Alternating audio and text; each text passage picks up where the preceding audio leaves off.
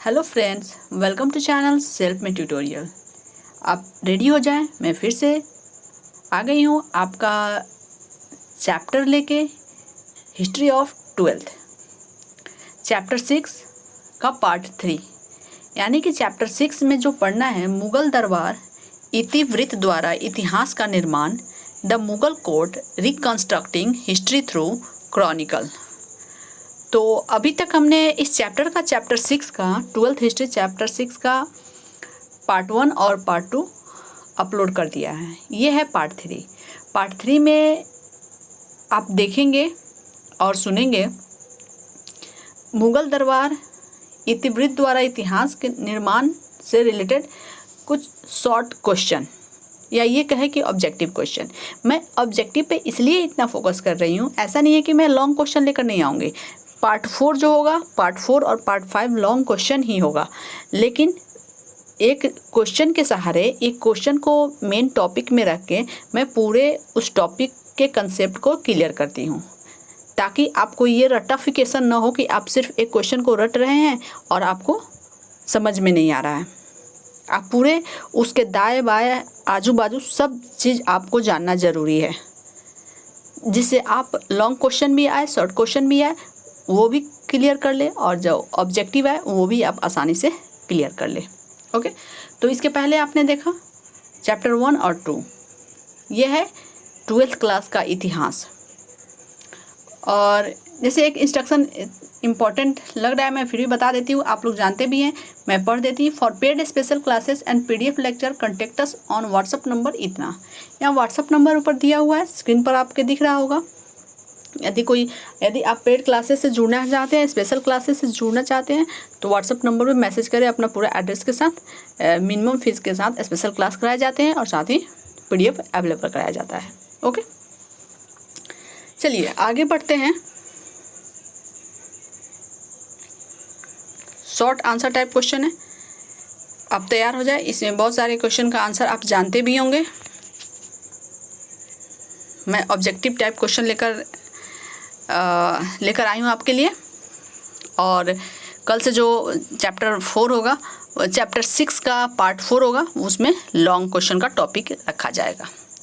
और जो live classes चलते हैं उसमें मैं ये भी कोशिश कर रही हूँ कि जो भी बच्चे सब्सक्राइब किए हैं, स्टूडेंट्स 12th क्लास के, उनके लिए मैं लाइव क्लास या चैप्टर को, टॉपिक को क्लियर करके मैं बोर्ड पे आपको बताऊँ। कोशिश कर रही हूँ, देखिए कहाँ तक सफल हो पाती हूँ। चलिए आगे बढ़ते हैं। क्वेश्चन नंबर 1, तुजुक ए जहांगीरी की रचना किसने की?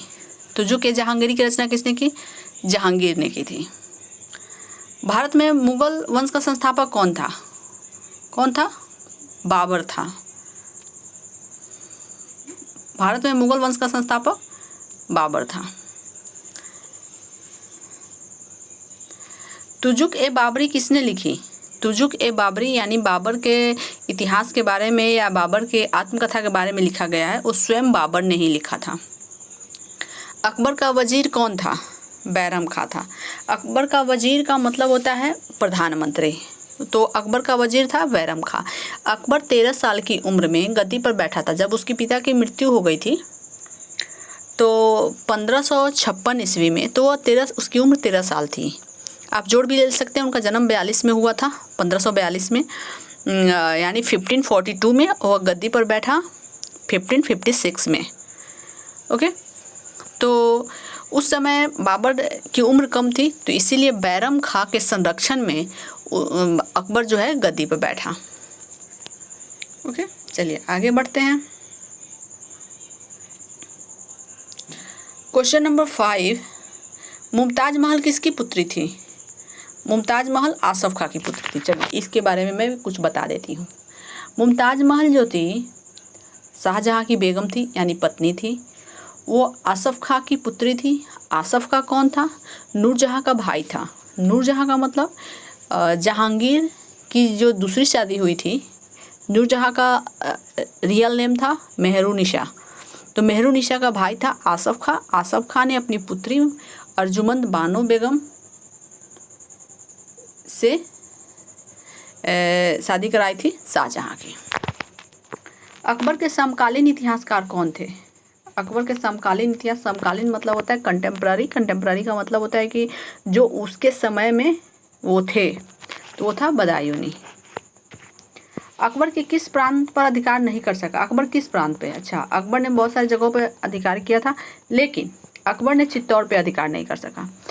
मैंने कल के वीडियो में बताया था कि हल्दी घाटी का युद्ध के बारे में। हल्दी घाटी का युद्ध महाराणा प्रताप और अकबर के बीच में 1576 में लड़ा गया था और इसमें अकबर की विजय हुई थी और उसके कुछ समय बाद यानी 97 में महाराणा प्रताप की मृत्यु हो गई थी और चित्तौड़ पे एक प्रकार से अधिकार हो गया।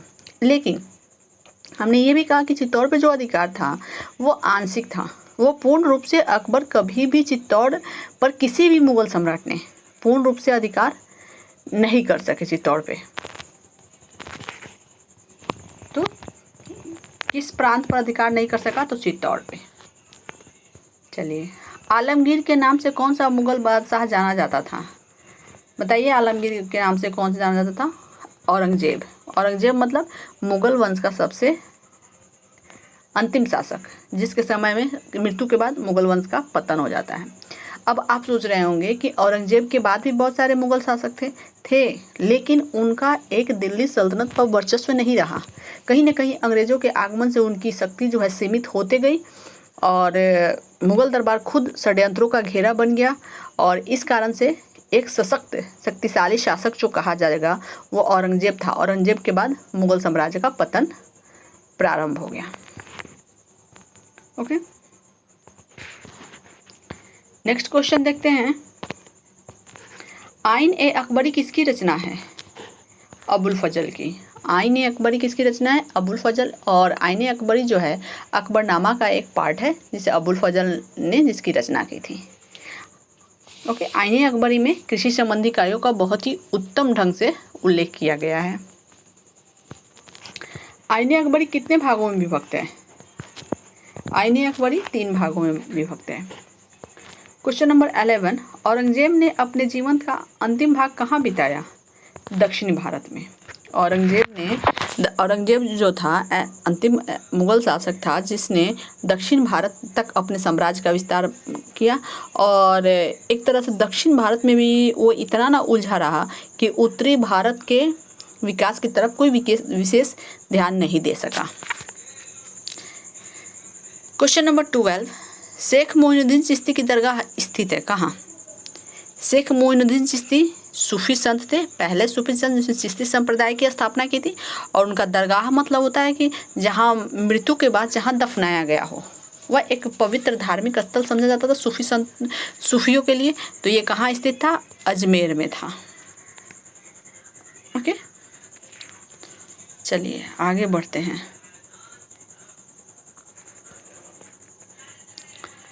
क्वेश्चन नंबर 13, स्थापत्य कला का सर्वाधिक विकास किसके समय में हुआ? तो शाहजहां के समय में। स्थापत्य कला यानी आर्किटेक्चर के फील्ड में सबसे ज़्यादा कार्य किस मुगल शासक के समय में किया गया था? तो शाहजहां के समय में।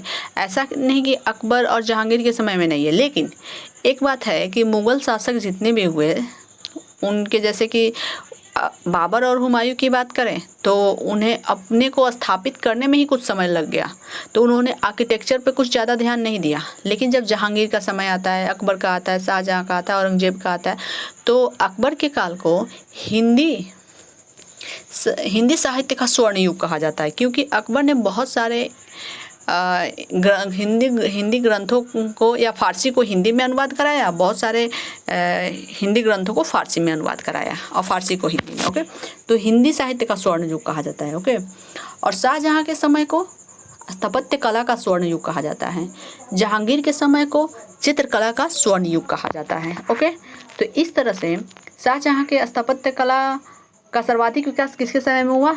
शाहजहां के समय में, क्योंकि शाहजहां ने, जैसे आप दिल्ली का लाल किला नाम सुनते होंगे, तो लाल किला का निर्माण शाहजहां ने ही कराया था। ये कुतुब मीनार मैं कह रही हूँ, जामा मस्जिद का निर्माण, उसके बाद से ये चांदनी चौक की स्थापना, ये कुछ सब जगह हैं जिसे शाहजहां ने करवाया था निर्माण।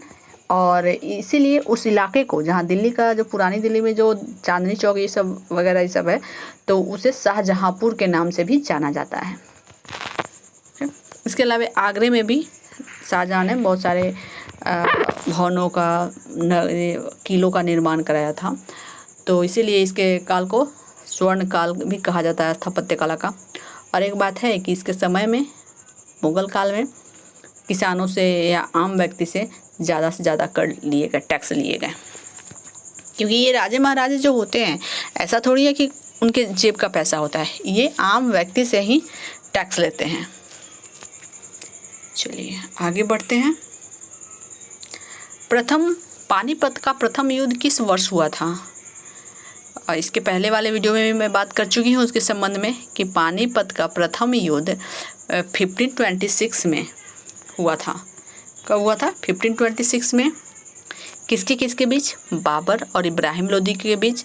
बाबर ने सर्वप्रथम पानीपत के प्रथम युद्ध में इब्राहिम लोदी को हराकर भारत पर शासन किया और भारत में मुगल वंश की स्थापना की, और इस तरह से बाबर को मुगल वंश का संस्थापक भी कहा जाता है। क्वेश्चन नंबर 15, दीन ए इलाही संबंधित है किससे? अकबर से, क्योंकि अकबर ने दीन ए इलाही धर्म की स्थापना की थी। क्वेश्चन नंबर 16, मुगल प्रशासन में जिले को किस नाम से जाना जाता था? सरकार। और प्रांत को परगना। ओके, तो मुगल प्रशासन में जिले को किस नाम से जाना जाता था? सरकार के नाम से। चलिए आगे बढ़ते हैं। क्वेश्चन नंबर 16, मुगल शासक ने हिंदुओं पर से जजिया कर हटाया था, कब हटाया था? क्वेश्चन है वैसे तो कब हटाया था, तो इसका आंसर आपको हो जाएगा 1564 में हटाया था, यानी 1564 ईस्वी में। और किस मुगल शासक ने हिंदुओं पर से जजिया कर हटा दिया था? तो वो था अकबर। किस प्रशासकीय सुधार के लिए शेर शाह को खास तौर पर जाना जाता है? भूमि सुधार व्यवस्था के लिए शेर शाह को खास तौर पर जाना जाता है। और ऐसा कहा जाता है कि शेर शाह ने, जब शेर शाह का शासन आपका आता है 1540 से 1545, यानी 1540 से लेकर 1545 तक। तो उसके बीच उन्होंने कुछ ऐसे कार्य किए जिसमें भूमि सुधार भी कार्य आता है। उन्होंने भूमि की पैमाइश करवाई, माप करवाया, सर्वेक्षण करवाया, फिर उसके आधार पर किसानों के बीच भूमि का बंटवारा किया, उसकी उर्वरता के आधार पर, उसकी क्वालिटी के आधार पर टैक्स निर्धारित किया गया, और साथ ही रैयत और पट्टे की प्रथा की शुरुआत की, जो आज तक प्रचलित है। यानी अंग्रेज जो आए, अंग्रेज़ों ने इनको ही फॉलो किया। शेर शाह के बाद अकबर आया तो अकबर भी इन्हीं को फॉलो किया, इन्हीं के रूल रेगुलेशन, भूमि सुधार नीति को लागू किया। फिर अकबर के बाद जो भी आया वो हुआ। उसके बाद अंग्रेज भी आए तो अंग्रेज भी इनका ही फॉलो किया। बाद में अंग्रेज़ों के बाद जब भारत स्वतंत्र हो गया तो स्वतंत्रता के बाद भूमि सुधार के क्षेत्र में जो कुछ कार्य हुआ, जो टैक्स वसूलने, राजस्व निर्धारण करने की जो प्रणाली थी, वो शेर शाह के नीति को ही आज तक फॉलो किया जाता है। ओके, क्वेश्चन नंबर 19, दीवान अशरफ का क्या अर्थ है? दीवान अशरफ याद रखिएगा, राजस्व विभाग का अध्यक्ष। राजस्व विभाग का अध्यक्ष जो होता था उसे दीवान अशरफ कहा जाता था। क्वेश्चन नंबर 20, अकबरनामा की रचना किसने की? अबुल फजल ने। इसमें बहुत सारे इजी क्वेश्चन हैं, लेकिन एक बार आप प्रैक्टिस कर लीजिए। Practice makes man perfect. Practice से ही आदमी जो है, व्यक्ति जो है परफेक्ट बनता है। तो आप जितना क्वेश्चन, मुझे पता है कि इसमें बहुत सारे हैं, लेकिन ऑब्जेक्टिव पर मैं केयर कर रही हूँ, फोकस कर रही हूँ ताकि आप बनाएं। तो ऑब्जेक्टिव आप फटाफट 15-20 मिनट में पूरे आप 50 क्वेश्चन सॉल्व करके रखते हैं। उसके बाद से सब्जेक्टिव भी रहेगा, वो भी आसानी से बनेगा। ताजमहल का निर्माण किसने कराया था? शाहजहां ने। भारत में 16 कुल की नीति का प्रतिपादन किसने किया? हमने कल ही बताया था कि 16 कुल की नीति का क्या अर्थ होता है, यानी शांति बनाए रखना। तो किसने यह 16 कुल की नीति अपनाई थी? अकबर ने। मुमताज और शाहजहां की पुत्री का नाम क्या था? और मुमताज और शाहजहां की पुत्री का नाम था जहारा, रोशनारा, गौहरारा। यानी कि मुमताज और शाहजहां के टोटल 14 संतान थे, जिसमें 7 संतान जिंदा रहे और 7 की मृत्यु हो गई।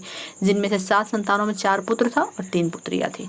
3 पुत्रियों का नाम आता है जहारा, रोशनारा, गौहरारा। हुमायूं का भाई कौन था? अब देखते हैं भाई कि हुमायूं का भाई कौन था। कमरान, अस्करी और हिंदाल। 3 भाई थे और हुमायूं को लेकर 4 भाई हुए। तो तीनों भाइयों के बीच जब बाबर की मृत्यु हुई तो उन्होंने हुमायूं को ये सीख दी थी कि ये पूरे बाबर की जो संपत्ति है वो तीनों भाइयों में बराबर बराबर हिस्से में बांट दें। ऐसा हुमायूं ने किया भी था। क्वेश्चन नंबर 15, मुगल कालीन चित्रकला किसके काल में चरमोत्कर्ष पे पहुंची? आप फटाफट जवाब दे दीजिए। जहांगीर के समय में। रज़्मनामा के नाम से किस ग्रंथ का फारसी अनुवाद किया गया? महाभारत का। रज़्मनामा के नाम से किस ग्रंथ का फारसी में अनुवाद किया गया? तो महाभारत को अकबर ने फारसी में अनुवाद कराया, जिसका नाम रखा गया रज़्मनामा। क्वेश्चन नंबर 27, गुलबदन बेगम ने किसके आग्रह पर हुमायूं नामा लिखा? ये भी क्वेश्चन आप जानते हैं, मैं ज़्यादा डिस्कस नहीं करूँगी। अकबर के अनुरोध पर। बादशाहनामा किसने लिखा? अब्दुल हमीद लाहौरी ने लिखा था। ये भी क्वेश्चन आप जानते हैं।